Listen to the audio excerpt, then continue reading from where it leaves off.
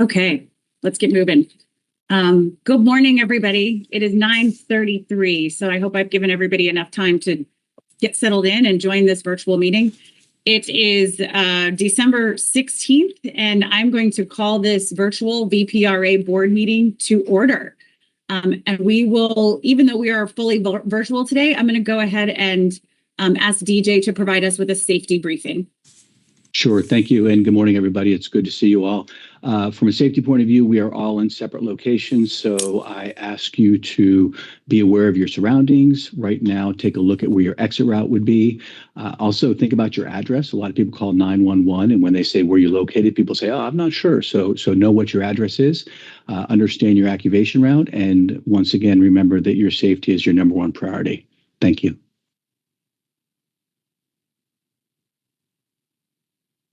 Thank you, DJ.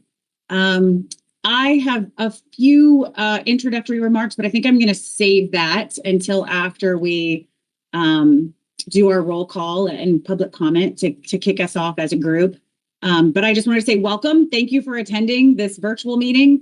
We have a lot on the agenda today, so we'll try to move as swiftly as possible. And let's, since we're virtual, let's make sure we're all using the kind of raise your hand feature on Teams. So we know who to call on. That would be helpful. With that, to make sure we have a quorum, I would ask Mary Estelle to take a roll call attendance.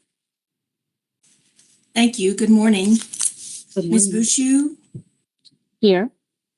Mr. Crawford? Here. Mr. Richards? Here. Mr. Delandro? Here. Ms. Dorsch?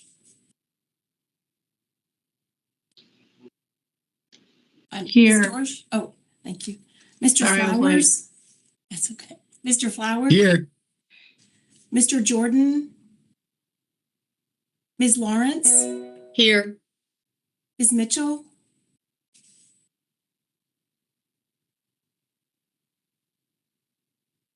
Ms. Mitchell? Well, I see her, so maybe she's frozen. Mr. Payne? Here. Ms. Reinhardt? Here. Ms. Spears? Here. And Mr. Watkins. So we do have a quorum, Tiffany. Thank you, Mary Estelle. We are up to agenda item number 5, which is our public comment. So I am going to walk this board through our policy. Our policy for virtual meetings is to allow members of the public to provide comment on any topic, up to 3 minutes per person. The public comment period is limited to total 30 minutes. For virtual meetings like this one, we solicit public comment online and then we read them to the board. For this meeting, we received over 1,500 individual comments, including a petition that included 900 of individual names and email addresses.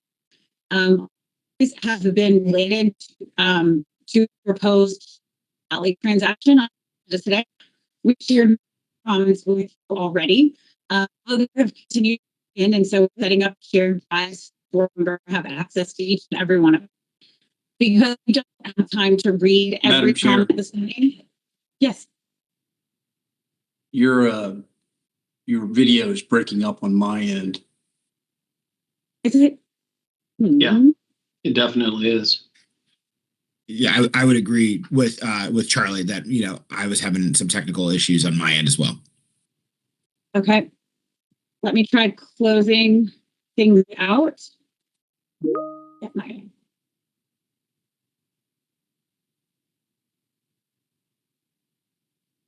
Give me 1 minute to try a couple things.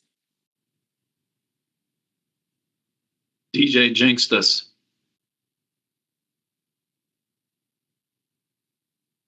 You mean DJ Jordan, correct? Yes, I agree.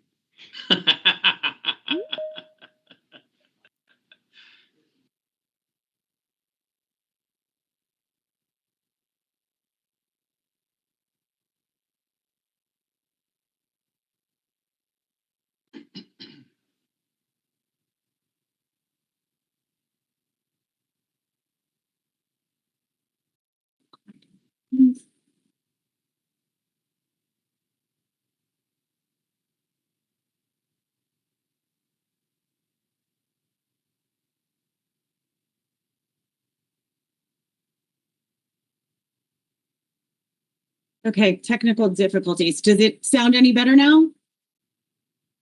Yes. I'll keep talking so that you can try to let me know if I'm coming through clear or if there is still feedback. Anyone? You sound better, Tiffany. We can hear you, but we can't see you. Goodness. Oh, there we go. I'm back in business.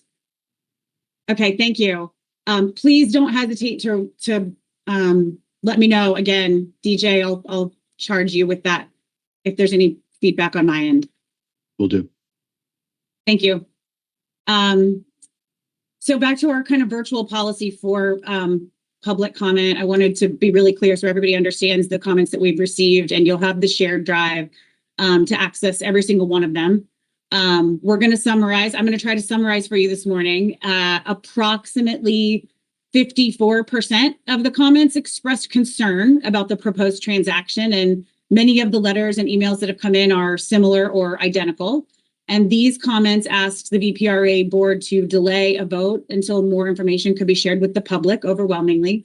This concern and or opposition included letters from Delegate Doris Oates, Delegate Tony Witt, the Alliance for Shenandoah Valley. They have an 11-member board. The Town of Timberville, the Shenandoah Valley Rail Trail Exploratory Partnership, the mayor of Toms Brook, and the mayor of Edinburgh.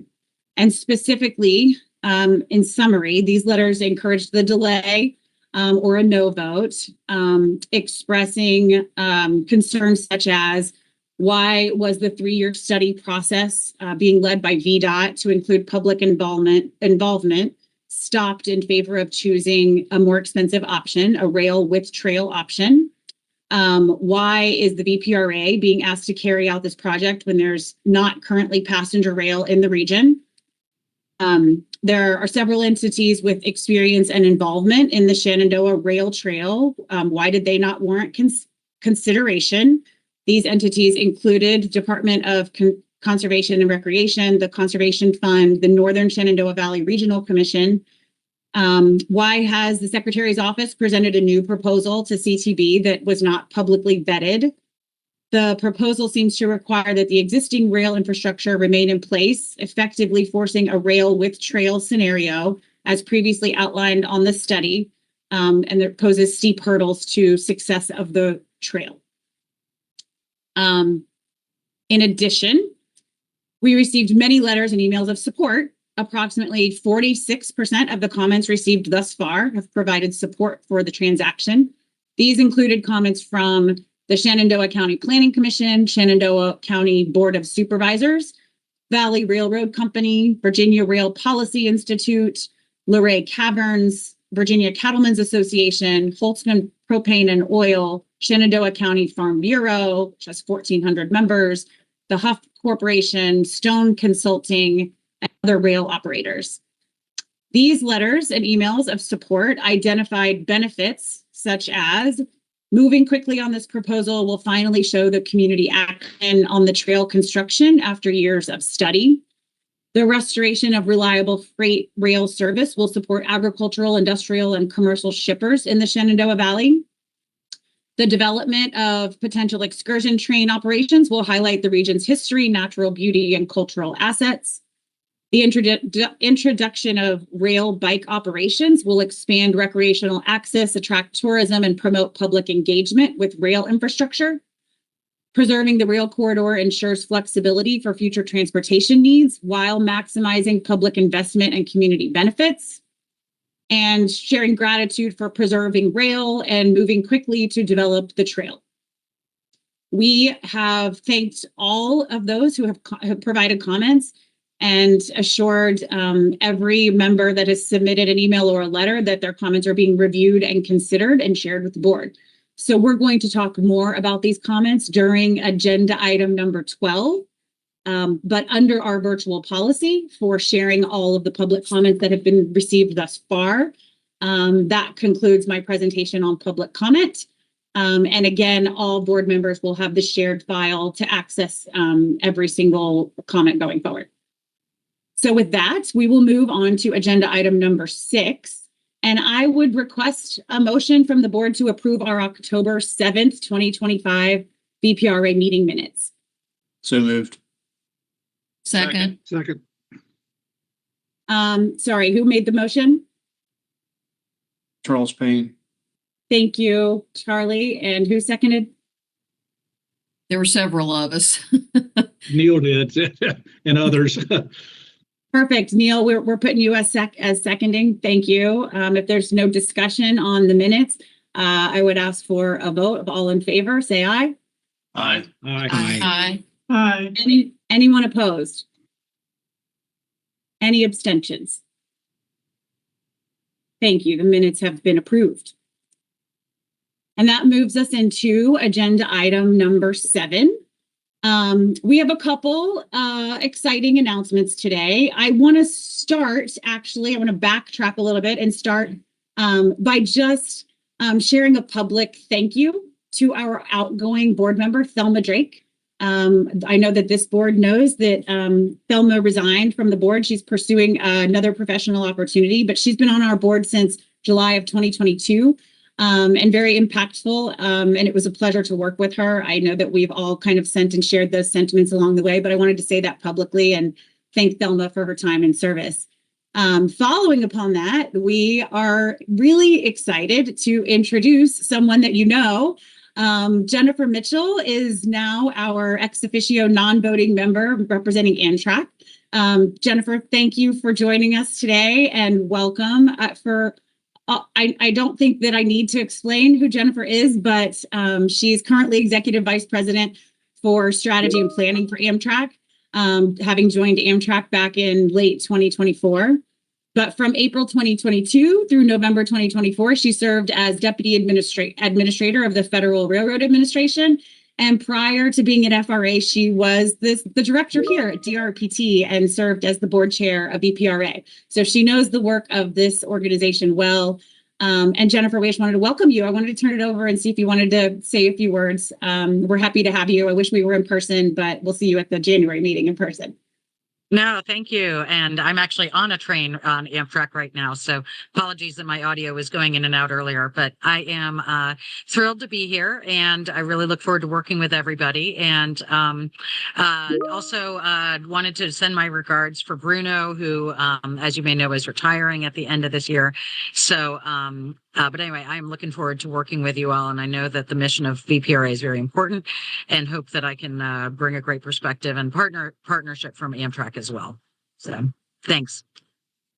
Thank you, Jennifer, and welcome. We're glad to have you back, and I can't wait to work with you.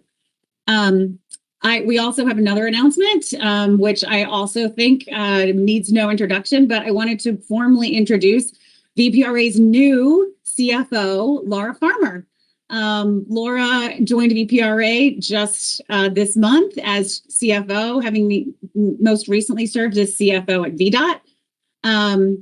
She was CFO at VDOT for 6 years and responsible for the agency's $8.9 billion annual financial planning, capital investment, fiscal management, public-private partnerships, tolling programs, all of the above.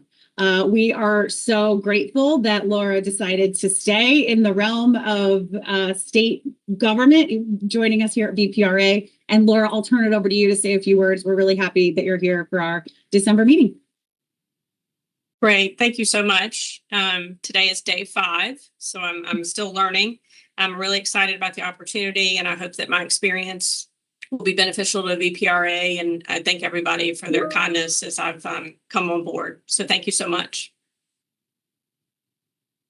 Thanks, Laura. Welcome. So that brings us down to agenda item number 9, appointment of new officers. Upon having lots of conversations in the last few weeks, and as Thelma has moved on from the board, we are going to elect a new board vice chair. And so I would ask for a motion to approve Neil Crawford as our new board vice chair. And we'll move on from there once I have that motion. So moved. Second. Second. Thank you. I'll go with Beth, but thank you all around. Any discussion? All in favor of electing Neil Crawford as our new board vice chair, please say aye. Aye. Aye. Any opposition? Any abstentions? Thank you. And thank you, Neil, for your willingness and ability to serve and hire a new capacity. Neil, would you like to say anything? Thank you so much. Just an honor to work with the board anymore. Thank you very much. Thank you. And we're also going to I would also request a motion, kind of pro forma, to approve Laura Farmer as the new board treasurer. So So moved. moved. Thank you, DJ. Do I have a second? Second, Sorry, who was the second? Susan. Oh, thank you, Susan. Any discussion? All in favor of Laura Farmer serving as our new board treasurer, please say aye. Aye. Aye. Any opposed? Any abstentions? Congratulations, Laura. On day 5, you get 2 new jobs. We Thanks. appreciate it. So with that, we are up to agenda item number 10, and I'm going to turn it over to DJ for our executive director's update. Wonderful. Thank you, Madam Chair. And again, good morning, everybody.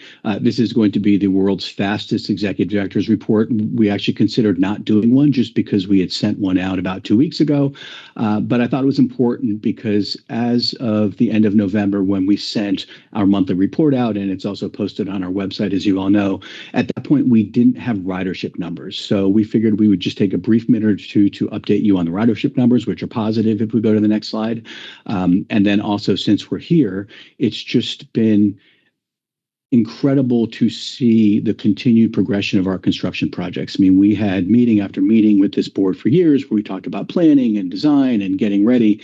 And now dirt is truly moving and we go out and do site visits, and just month after month, we see how much progress is being made. So I wanted to just take a brief moment to share those pictures with you as well. But here are the ridership numbers for October that have come in. As you see, they are an increase again over the previous year.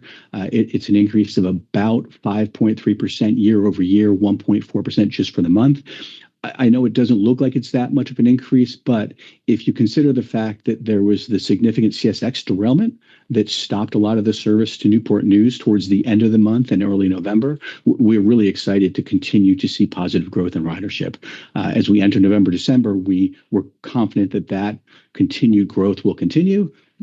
Continued growth will continue. That's Department of Redundancy Department. And then, of course, we're watching very closely for January, because in January, we're going to have the service changes that are aligned with our construction of the Long Bridge. So just a reminder, if we go to the next slide, the service changes that we've partnered with Amtrak and VPRA and CSX, this is the map that shows all of those changes, the areas that are affected by those changes. We highlight some of the projects north of Washington, D.C. You see in the upper right-hand corner, Long Island Railroad, Hudson Tunnel, Porter North Bridge, Frederick Douglass Tunnel in Maryland. All of these projects are being coordinated so we can maximize these outages that start in January. And I just wanted to show you all really the impact of the schedules. It impacts the Floridian, which comes from Chicago, the Crescent that goes down to New Orleans, the Cardinal, obviously, that also goes to Chicago. So it really has a widespread impact. And I just want to take a moment to thank the board for their support, and also thank our partners, Amtrak, CSX, VRE, for really allowing this to happen. Getting these work windows is absolutely imperative for the continued progress on the Long Bridge project. So if we go to the next slide, we'll just go through these quickly. These are just pictures of construction starting from the west and moving east. Here are some pictures of the New River Valley construction.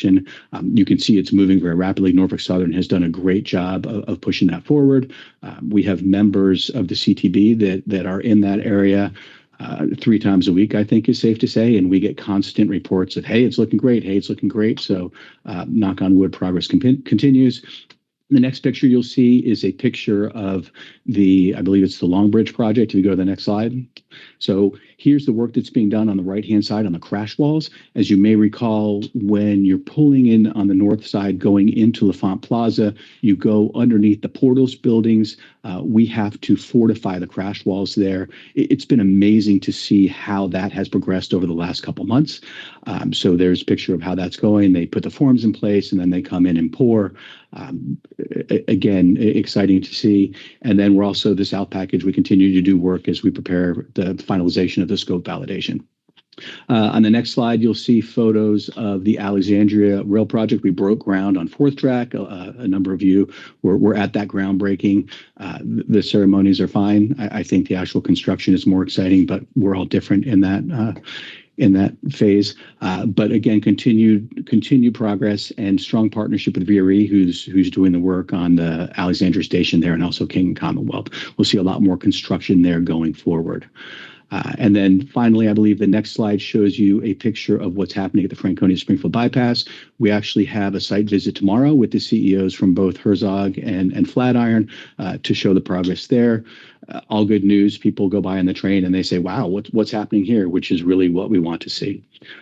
So just quick advertisement for the work that's actually being done. We're excited to see it. And again, we appreciate your support. Any questions for me on, once again, the fastest executive director's report ever? Okay, and when it gets a little warmer, we'll be scheduling site visits again for you all if you want to come out and see the construction progress as well. So stay tuned for that. I will turn it back to you, Chair. Thanks, DJ. That brings us to agenda item number 11. And I'm going to turn it over to Michael Westerman, our general counsel, for our property acquisition resolution briefing. Excellent. Thank you. Can we go to the next slide, please? All right. So we have this sort of odd legal requirement that we need to deal with today. The context is we are in the process of acquiring all the slices and slivers of parcels that we're impacting with our projects so that we can carry out our construction projects. I think we've told y'all many times before, but I'll say it again. We always seek to avoid going to condemnation. We do our best to have voluntary transactions. 90% don't, or the vast majority wind up not ever having any documents filed in court for condemnation. And when we do actually file documents in court to condemn property to acquire them for our projects, 90% of those typically would settle before we get to an actual trial and condemnation. That's at least based on our experience with VDOT and other transportation entities throughout the Commonwealth. So what is it that we need to deal with here today? We have several projects where we're acquiring property, and there's this odd statute and section and Title 15.2 of the Code of Virginia that requires a public hearing and a resolution before a public body can condemn property. The attorneys on the call might be looking at that code section and saying, well, Title 15.2 applies to localities, and VPRA is not a locality, and that's very true. However, this particular statute was updated recently, and localities are political subdivisions, and VPRA actually is a political subdivision. So while we're not a local government, we are under the umbrella of political subdivisions of the Commonwealth. And so when the statute was updated, it applied a requirement to have a resolution authorizing the acquisition of properties before we as a political subdivision could go and actually condemn properties. So if you looked at the draft resolution, there's a list of several projects that we're in the throes of. We're ready to acquire properties. We've acquired quite a few already. None have gone to condemnation. None of the private parcels have gone to condemnation yet. Overall, we're impacting about 160 parcels. I do want to remind folks we're not taking any homes, right? There's one and only one business that's being impacted. It's Enterprise Rental Car that will need to be relocated because of our significant impacts to a parking area that we're going to use as a construction laydown area during the life of a project. Other than that, we have no relocations, right? We have just slices and slivers.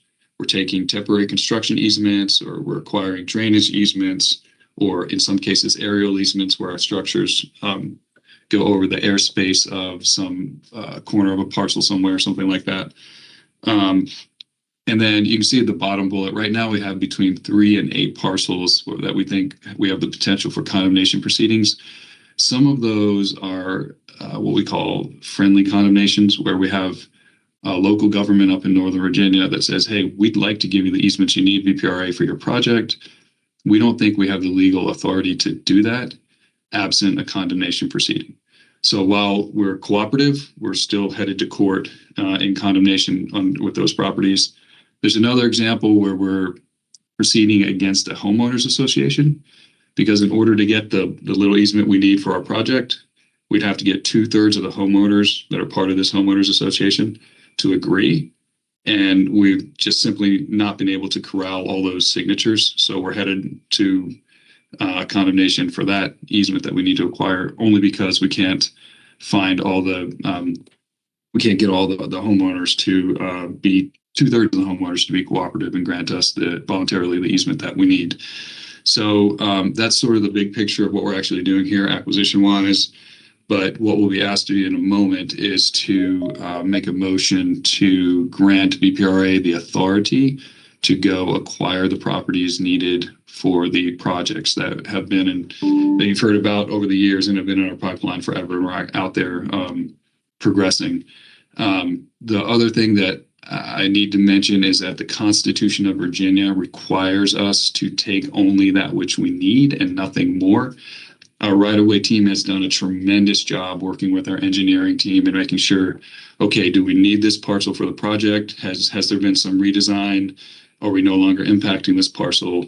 Or we don't go for ownership of a parcel, for example, where an easement will do. We take not only the smallest geography, but also the smallest interest as we go out and acquire these properties.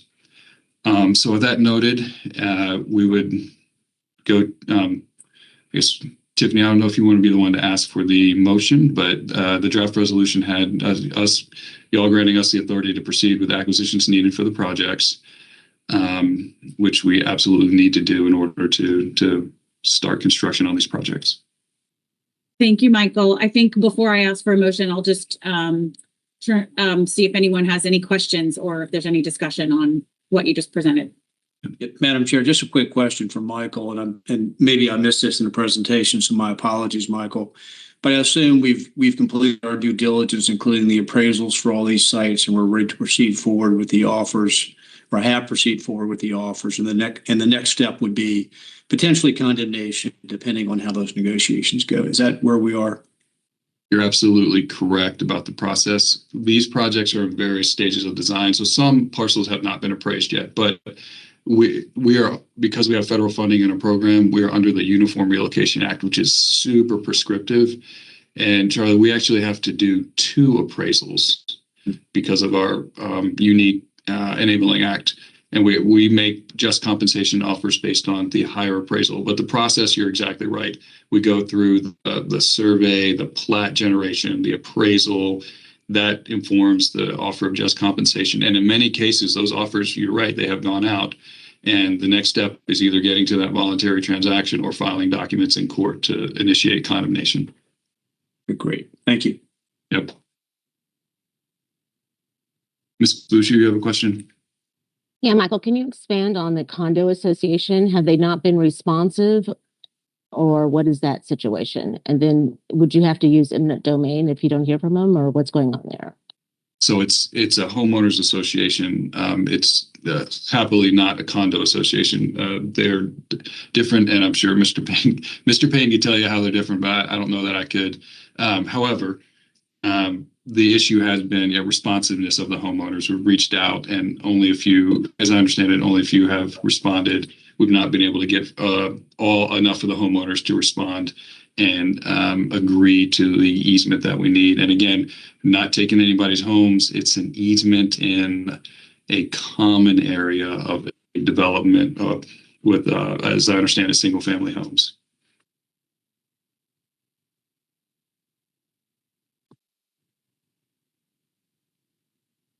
That answer your question, Sandy? Yes, thank you. This is Cynthia Lawrence. I have another question just to refine that definition. The common area that you've described, is it recreational or just open space? That is a good question that I don't know the answer to, but my right-of-way team does, and I can get you an answer probably this morning, I'm sure. Thank you.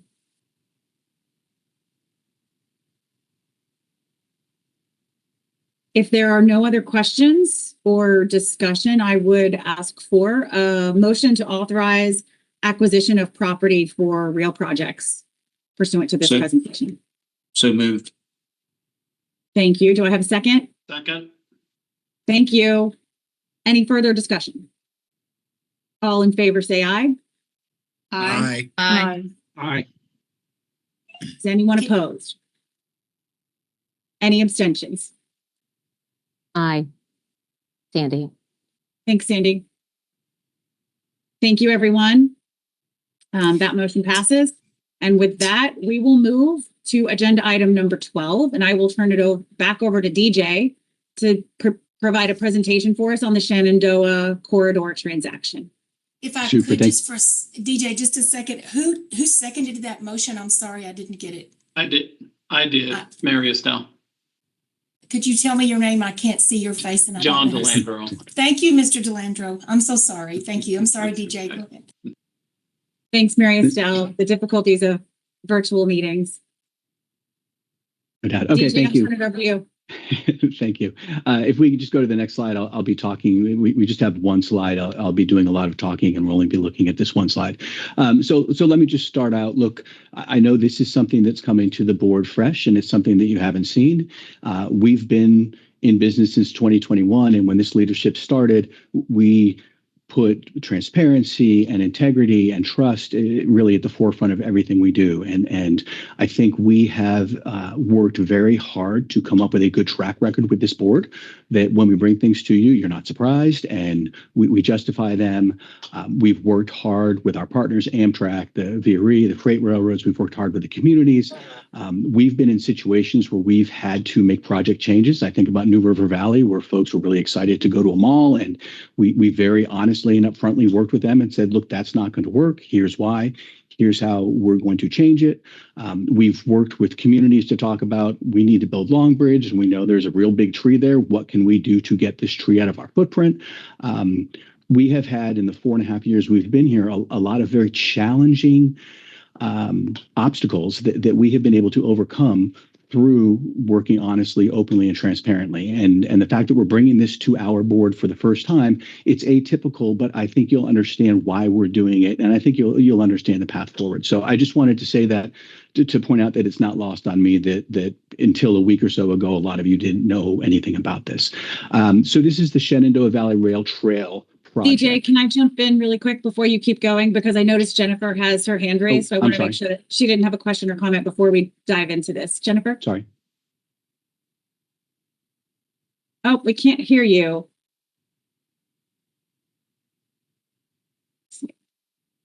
Sorry. Here we go. I don't know if you guys, I can't see slides on. I don't know if it's just me, but I only see the public comment slide. I've got the materials on the link, but I just wanted to double check. So I can see the slides. Can everybody Okay, else see must the be me. slide? no, keep going. My apologies. Sorry. Thank you for letting us know. I'm glad you have it in your packet. Okay, super. Right, And DJ. thank you. So the Shenandoah Valley Rail Trail is a project that has been around for a while, and it's been contemplated for a while. I'll start at the end of the story, and then I'll come back and explain.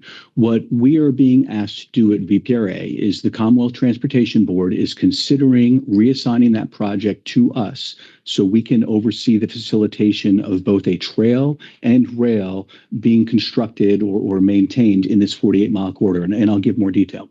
What we're voting on today is just a budget amendment that would allow that money to transfer to VPRA if and only if the Commonwealth Transportation Board decided to move that project to us.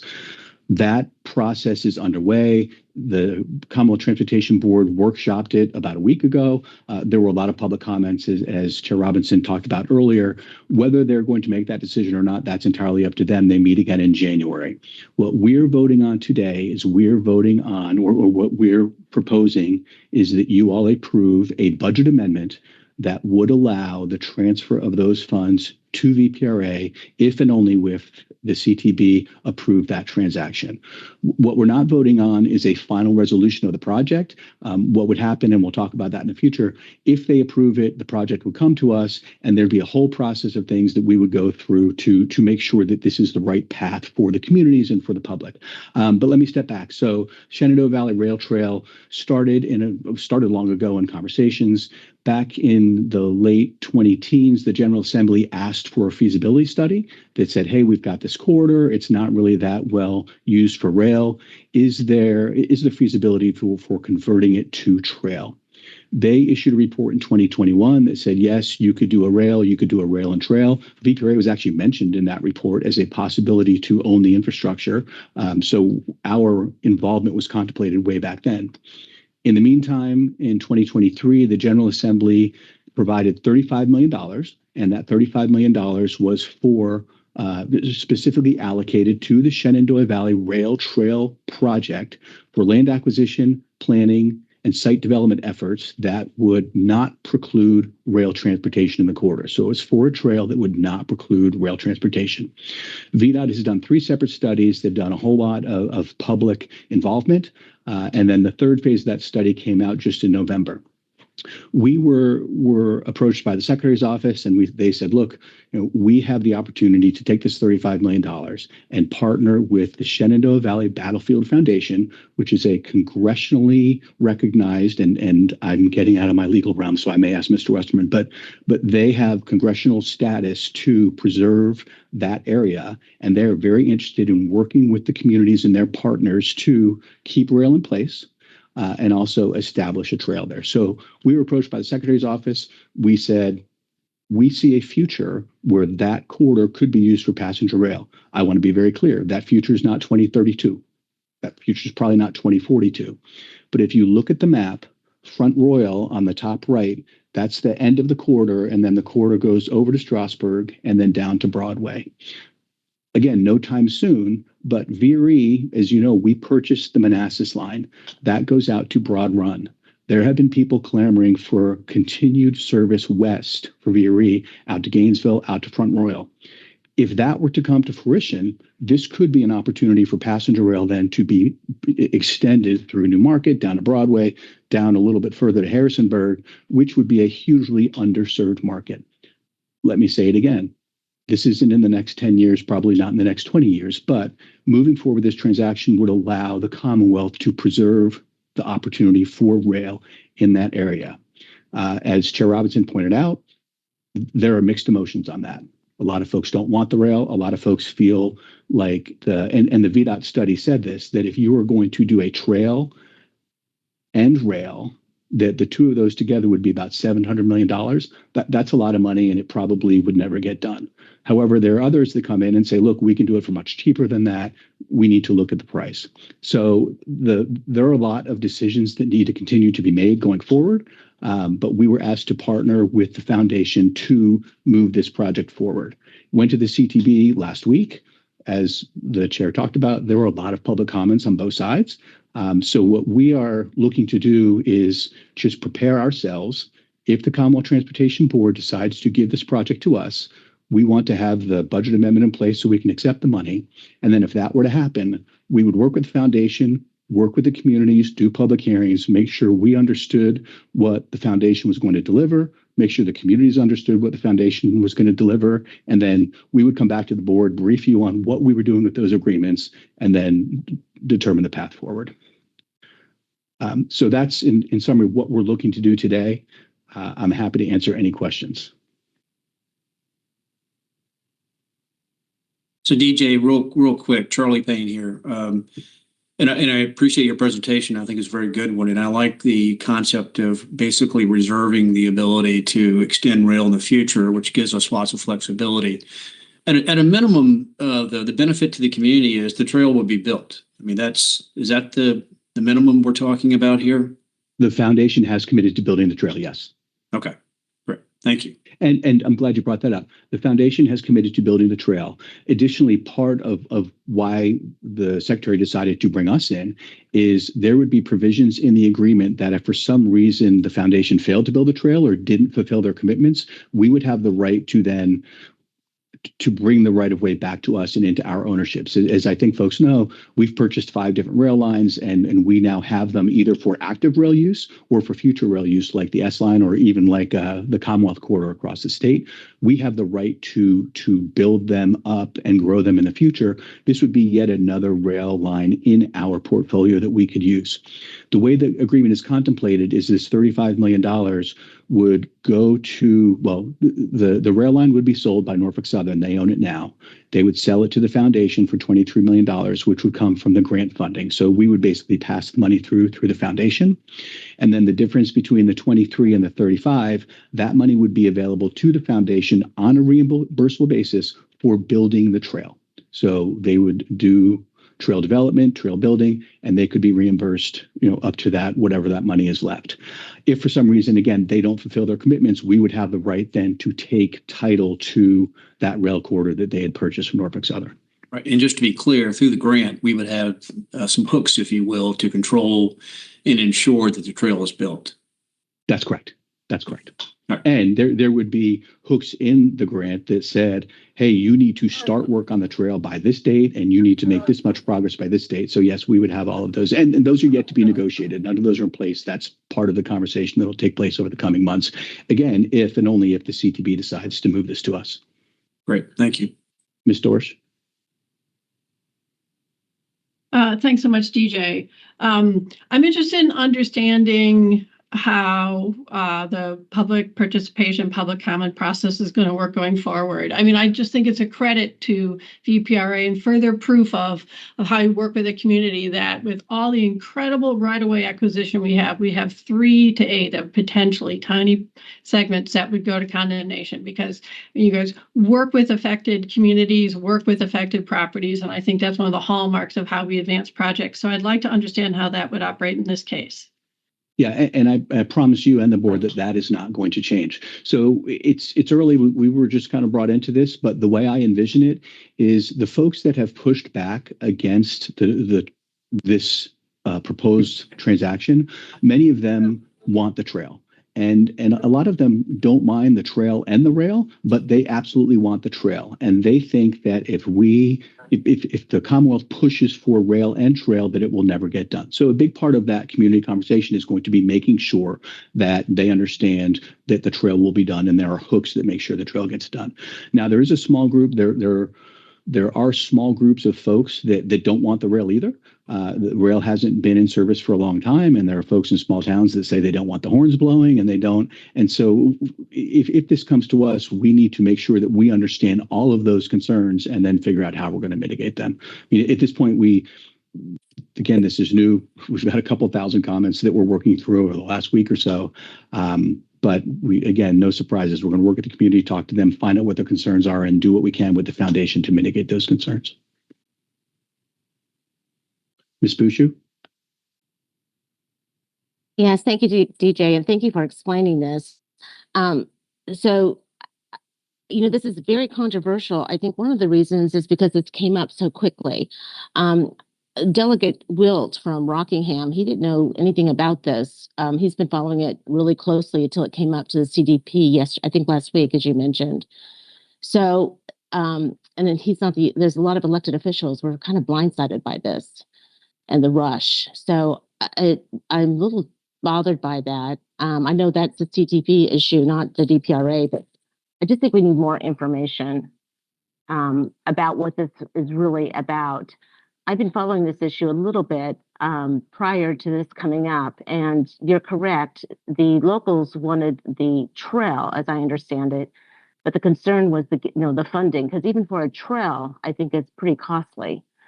So I just don't understand how it went from a trail to a rail and the CTP taking it up.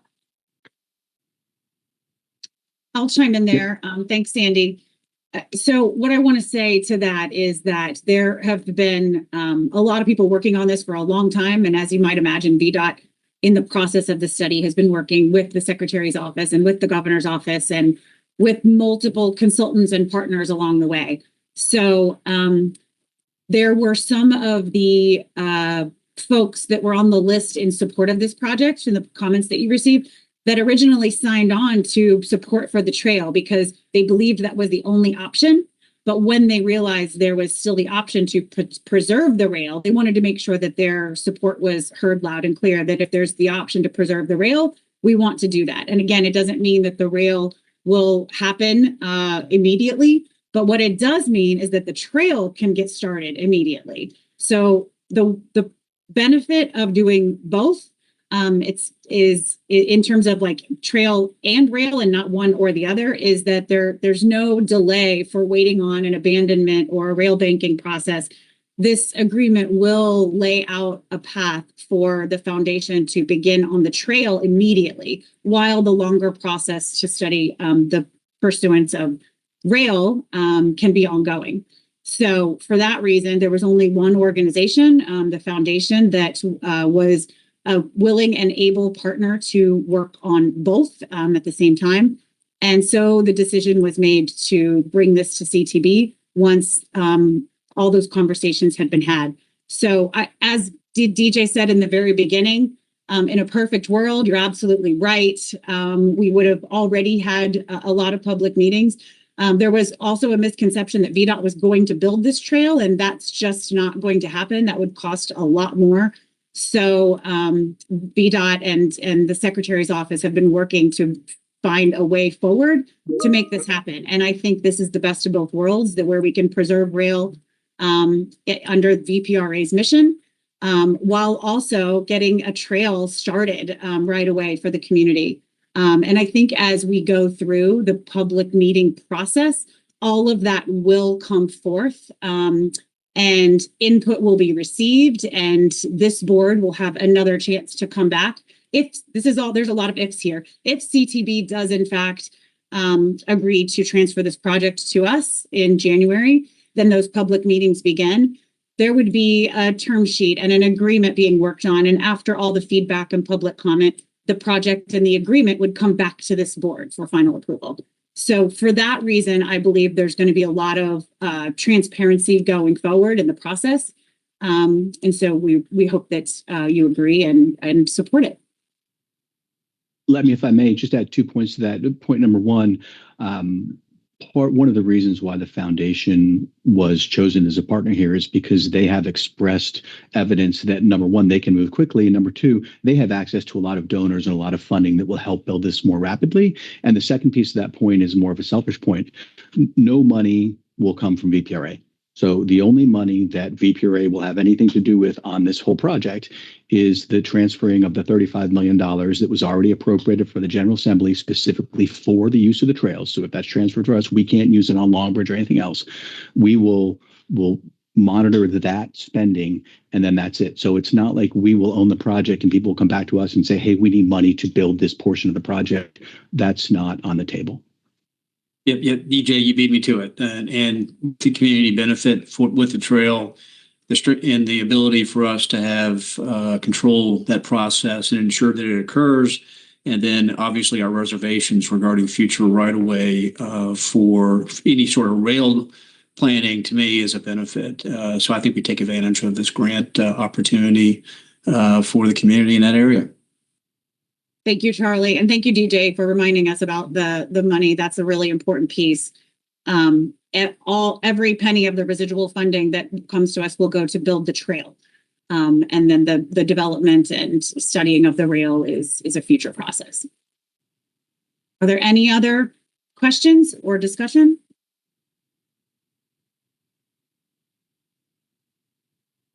Hearing none, I would ask, Yes. Is there another question? Right, this is John Watkins. I wanted to ask DJ with regard, I've read Wilt's letter a couple of times, and the implication even in the first paragraph is that the foundation would own the right-of-way. I'm assuming that VPRA is going to own the right of way. No, actually, the foundation would own the right of way, and we prefer that because they are going to own it. They're going to be responsible for the maintenance. I mean, assuming this goes forward as planned, they're going to be responsible for making sure that the current infrastructure doesn't get any worse. So they've got to maintain it up to at least its current standards. They will maintain all of the liability risk. They will maintain all of the maintenance risk. The only scenario under which we would own it would be if they defaulted on the agreement, and then we would have the option to take it back for them at nominal cost. So the initial deal would have them owning it and then having all of the maintenance and liability risk.